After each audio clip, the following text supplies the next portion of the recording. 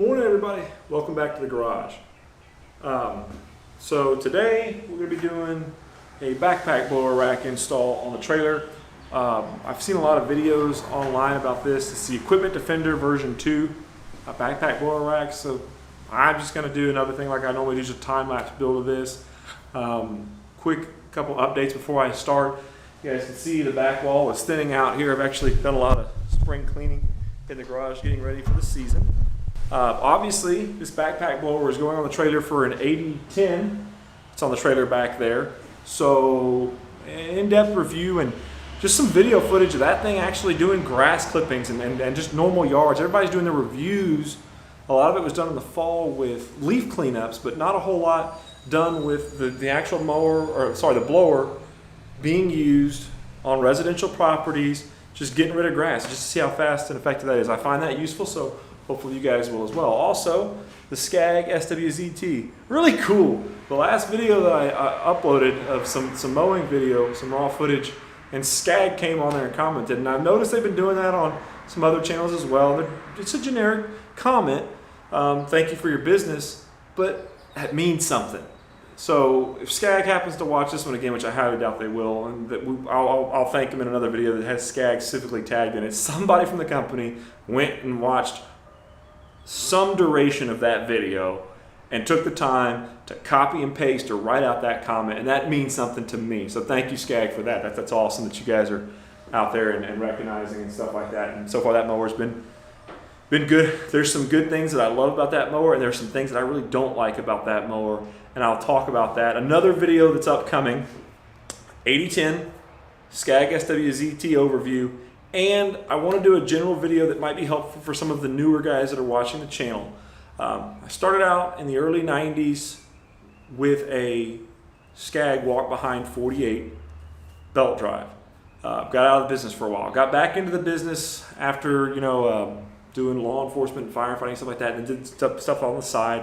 I've always been a small-time operator, but started up again in 2014-ish or so with a Bobcat Hydro 36 walk behind. Then ended up with Standers or Zero Turn Rider, Bad Boy brand.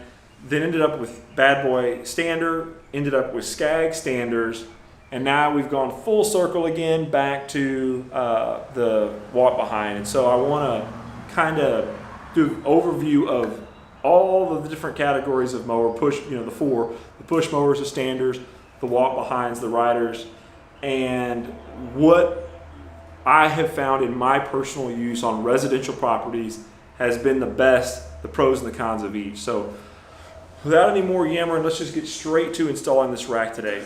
Rack, and it's heavy, partially assembled already, so you guys have missed that, but I mean, it's pretty darn easy. The only thing so far that I don't like about the rack is when I contacted Equipment Defender and said, hey, I got a tube top trailer, I need to mount the post. They're like, well, we have a specific post for tube top trailers, not angle iron trailers, to mount up with that, because this black pack blower rack was designed just to mount directly to the trailer rails. Well, they sent me this, which I had to cut, so you're gonna have to have a grinder wheel to cut this proper height. But the only bracket that I got with this trailer was this little clamp.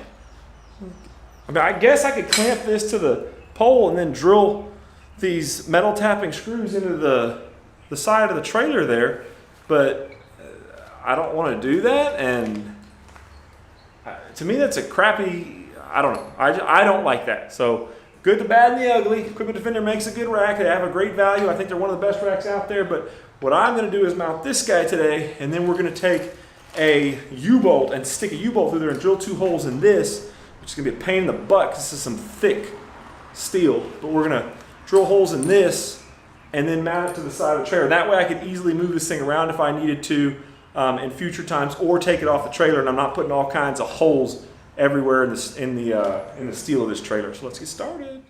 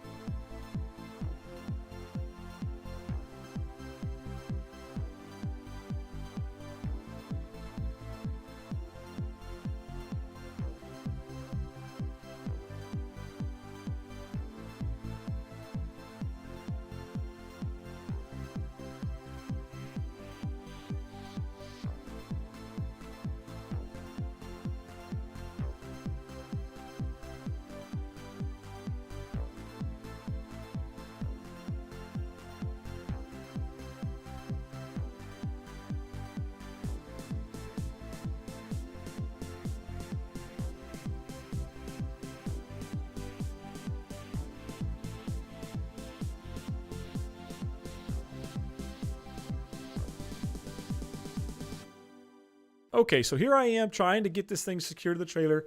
I wasted a little bit of time trying to level this because as it comes stock, that mounting shaft is way too tall. So you have to cut it. And of course, with the angle grinder, I cut it, made 2 cuts, and they were uneven a little bit. So I'm trying to level it.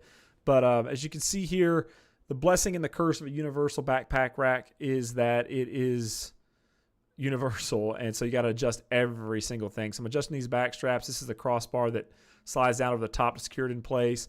The one thing I don't like about this rack is that the post, it's meant to mount on angle iron or a square tube on a trailer. It's not meant to mount this way, but they do have this kit. But this kit basically comes with a T-bar post that mounts and creates a horizontal T. And there's a lot of stability if you're looking from this orientation front to back on the trailer, but there is not a lot of stability in to out. There's basically where those 2 silver bolts are in the bottom plate there. That's all that's holding it. So I'm probably going to add 4 more bolts because it's just, or 2 more bolts to give me a total of 4 because I really don't trust the security of this thing just not snapping those bolts, shearing them right off. So again, here I'm adjusting the bottom bracket there. That's a metal piece, but they've wrapped it in a very thick plastic epoxy to keep the bottom of the backpack blower from being pulled out. Now I'm tightening down, adjusting the height and tightening down the lock. That is an optional combo lock that you see there. So now another level of security is there's this flat L plate that mounts in the back. So I've got to kind of put the blower on, adjust this back rack, and then read the instructions and mount this plate here. This basically this makes it difficult to put the blower on, to be honest, but this basically holds the blower down in addition to that bar that you see kind of hanging at an angle next to behind my left arm, or in front of my left arm there. So got everything pretty much where I want it now. Now it's just a matter of adjusting the tube, which ironically, I end up taking this whole thing off. The day that I'm recording this video, I went out and I decided I don't like the rack where it is on the trailer. I moved it to the front of the trailer to give me more room for the string trimmer rack and any other potential future accessories that I put on the trailer on that side. So I spent all this time adjusting this blower rack, but the beauty of the system is 2 bolts on the bottom, those 2 U-bolts on the side, and bam, it's gone. So I think I've got a little bit of a discussion here to close this video. And on the next video you guys see, you'll see this thing actually mounted to the trailer outside of the garage and in use. And then, of course, the next video that I will shoot again another video, follow-up video, showing you where it's mounted on the front of the trailer.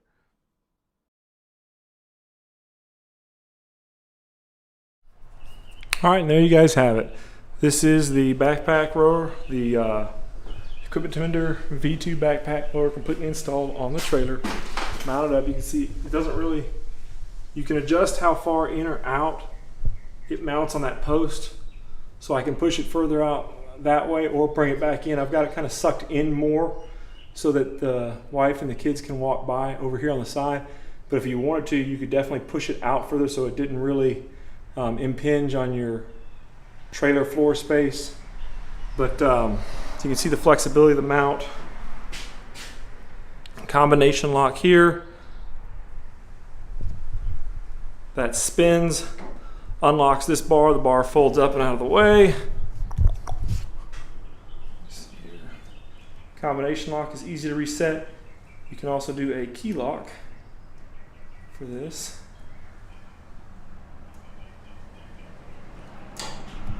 And once your combo is set up, that rolls off. You've got this bar in the back here, this plate that grabs right on top of the blower. You've got this crossbar here that plate mounts to. It's stuck down here.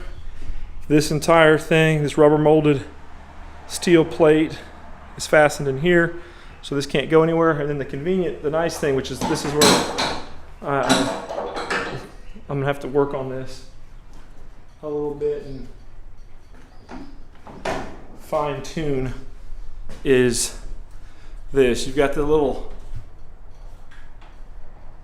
tube support bracket here that can go any which direction. You can mount the secondary support and then the actual clamp itself. And I've got that kind of tuned at an angle to where I can get it out of my garage. It kind of goes down here. It rests up against these pieces,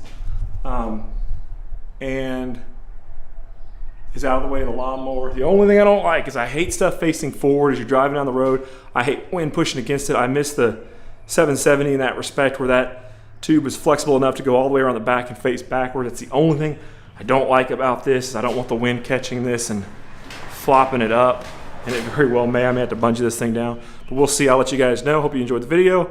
Like I said, more to come soon. Review on that, review on the Sky. Thanks for watching. If you're liking these videos, please subscribe. We're trying to get this channel to 1,000 subs so I can monetize the content, just for the sake of telling the wife, hey, the YouTube channel makes pennies just filming what I already do. But thanks for watching, guys. Hope you guys enjoyed it. Have a great one.